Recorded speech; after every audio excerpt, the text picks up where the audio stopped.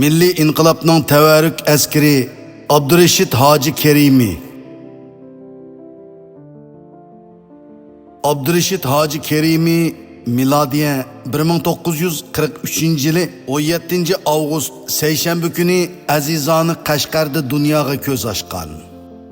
1949-yili kuzdan keyingi siyosiy vaziyat Uyg'urlarni alam bilan kurash qilishdan mahrum qilib, qalam bilan kurash qilishga majburlagan.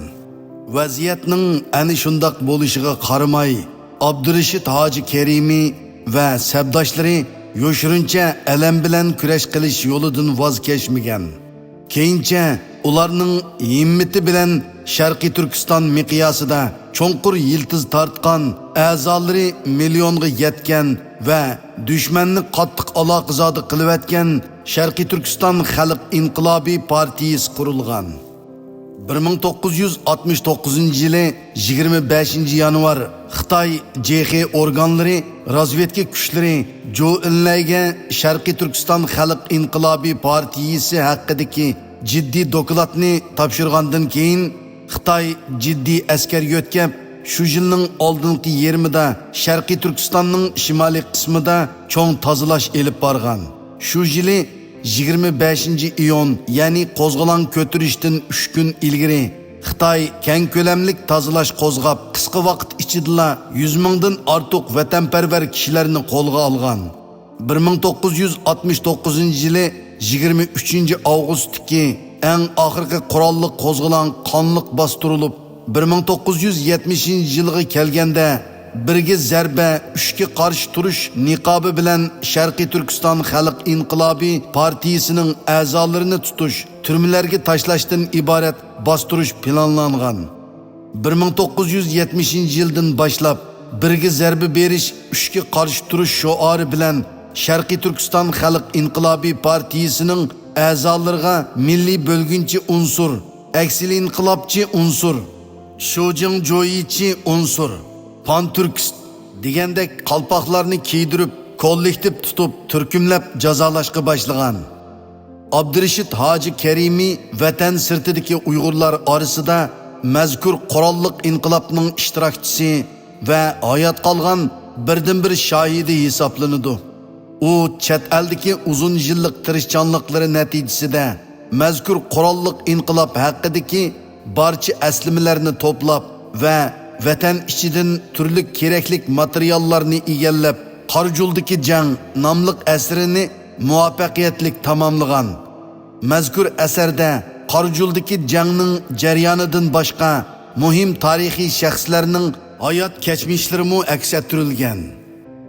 2007-yili 11-oyda Abdurashid Hoji Kerimining Qorjuldagi jang nomli asri nashrdan chiqqan.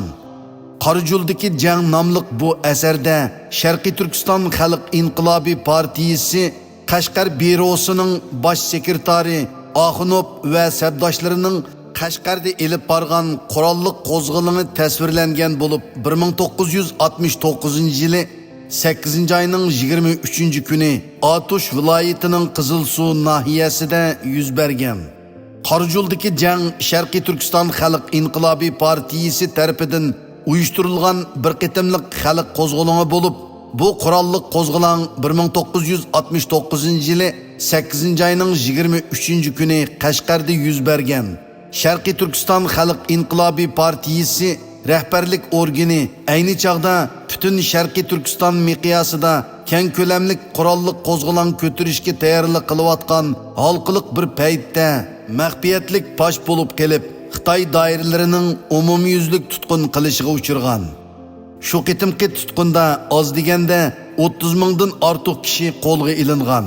800 ga yaqin kishi ustidan hukm e'lon qilinib, etib o'ldirilgan. 2000dan ortiq kishi muddatsiz va uzun muddatlik qamoq jazolariga hukm qilingan. 1969-yili 8-oyning 18-kuni Xitoy doiralari Qashqarda Sharqiy Turkiston Xalq Inqilobiy partiyasi a'zolarini tutqun qilish harakatlarini boshlagan.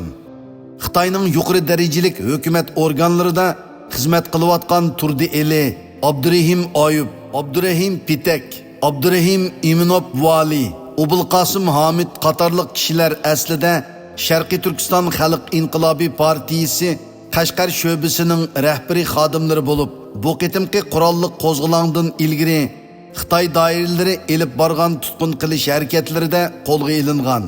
Shunashqa Qashqardagi qurolli kuchlar qo'zg'olonni muddatdan burun boshlashga majbur bo'ldi. 8-oyning 18-kunidan boshlab qo'zg'olonchilar Xitoy harbiy kuchlari bilan qonliq to'qinishdi.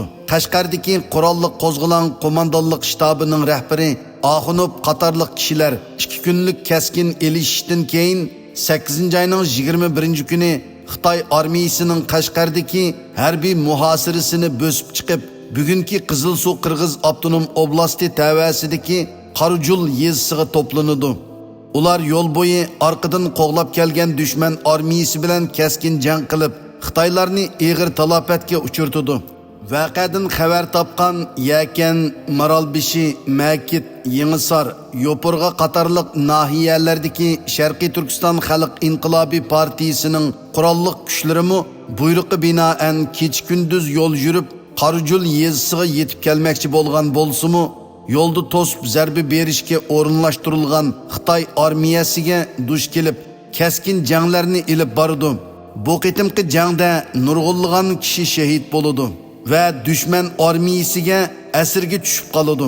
8-oyning 23-kuni Qarujul yezisida Xitoy armiyasi bilan Qashqardan chiqqan Sharqiy Turkiston Xalq Inqilobiy partiyasining oxirgi qurolli kuchlari orasida jiddiy etishish yuz berdi.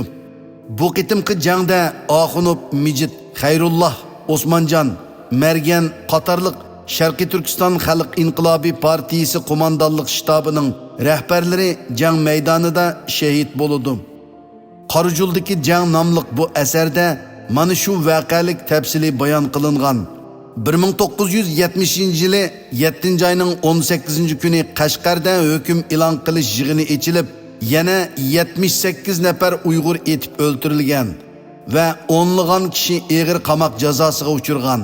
Qamoq jazosiga uchirg'uvchilar qatorida Qarujuldagi jang nomli asarning avtori Abdurashid Hoji Kerimi apandimi bo'lib, u Xitoyning atalmış emgak bilan o'zgartish maydoni deb atalgan turmusida 15 yillik jazo muddatini tugatishga majbur bo'lgan.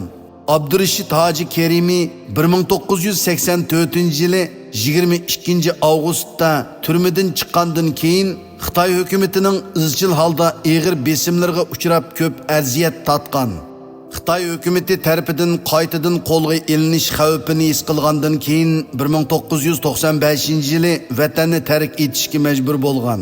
Uning oila tavobatlari hozirgacha Xitoy hukumat doiralarining besimiga uchrab kelmoqda. Abdurashid Hoji Kerimi apandining aytishicha, uning Turkiyada o'qib qaytgan bir o'g'li 1997-yili milliy bo'lginchi degan jinoyat bilan ayblanib 9 yillik qamoq jazosiga uchirgan va hozirgacha qamab qo'yilgan. Shunga u ayoli, bola chaqalari va urug' tuqqanlari bilan hatto telefonda so'zlashishdanmi ehtiyot qilishga majbur bo'lgan. Abdurashid Hoji Kerimining oilasi terroristlar oilasi degan tizimlikka kirgizilgan va farzandlarining maktabda o'qish haqqi, chet ellarga chiqish haqqi ma'ni qilingan. Bu yil 82 yoshga kirgan bu peshqadam inqilobchi hozirmi Shvetsiyada yolg'iz yashayotgan bo'lib, u oxirgi hayotini Uyg'urlarning mustaqillik ko'rishi uchun xizmat qilishga va tarixiy temalardagi yoziqchilik ishlariga bag'ishlagan. U hozir eng oxirgi askar nomli eng oxirgi bebaho aslimasini yozib o'tmoqda.